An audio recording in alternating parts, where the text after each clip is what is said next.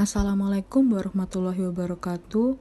Perkenalkan, kami dari kelompok 6, Sistem Kepemerintahan dan Otoda kelas A akan membahas materi mengenai perencanaan pembangunan daerah.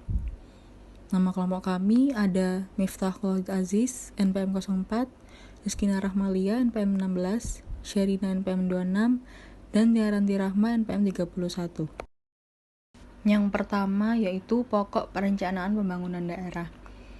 Setidaknya terdapat 3 unsur dasar dari perencanaan pembangunan ekonomi daerah jika dikaitkan dengan hubungan pusat dan daerah, yaitu yang pertama, perencanaan pembangunan ekonomi daerah yang realistik memerlukan pemahaman tentang hubungan antara daerah dengan lingkungan nasional, di mana daerah tersebut merupakan bagian darinya, keterkaitan secara mendasar antara keduanya dan konsekuensi akhir dari interaksi tersebut.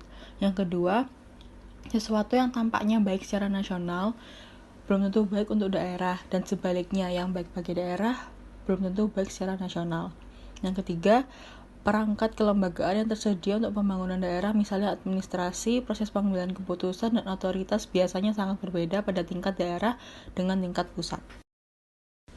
Kemudian ada 2 kondisi yang mempengaruhi proses perencanaan pembangunan daerah, yaitu yang pertama, tekanan yang berasal dari lingkungan dalam negeri maupun luar negeri yang mempengaruhi kebutuhan daerah dalam proses pembangunan perekonomiannya. Yang kedua, kenyataan bahwa perekonomian daerah dalam suatu negara dipengaruhi oleh setiap sektor secara berbeda-beda. Kemudian terdapat 2 perspektif pembangunan perekonomian, yaitu yang pertama, responsif terhadap kebutuhan eksternal, yaitu praktek perencanaan yang banyak dianut. Yang kedua, responsif terhadap kebutuhan masyarakat lokal, yaitu pendekatan yang baru naik daun. Kemudian yang kedua, tahap-tahap perencanaan daerah.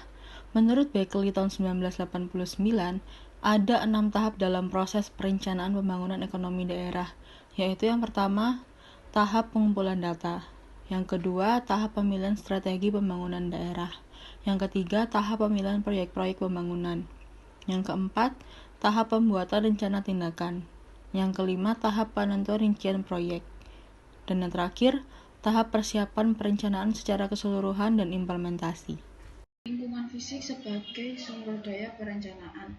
Pemerintah daerah memperhatikan masalah lingkungan fisik, terutama infrastruktur yang penting bagi dunia usaha dan industri. Salah satu faktor yang mempengaruhi keputusan lokasi dari investasi sektor swasta adalah daya tarik dari suatu daerah. Bentuk daya tarik ini adalah kualitas hidup yang berupa fasilitas hiburan, pendidikan, perumahan, dan tempat belanja. Dalam praktiknya, para industriawan dapat digolongkan menjadi 2, yaitu berorientasi pada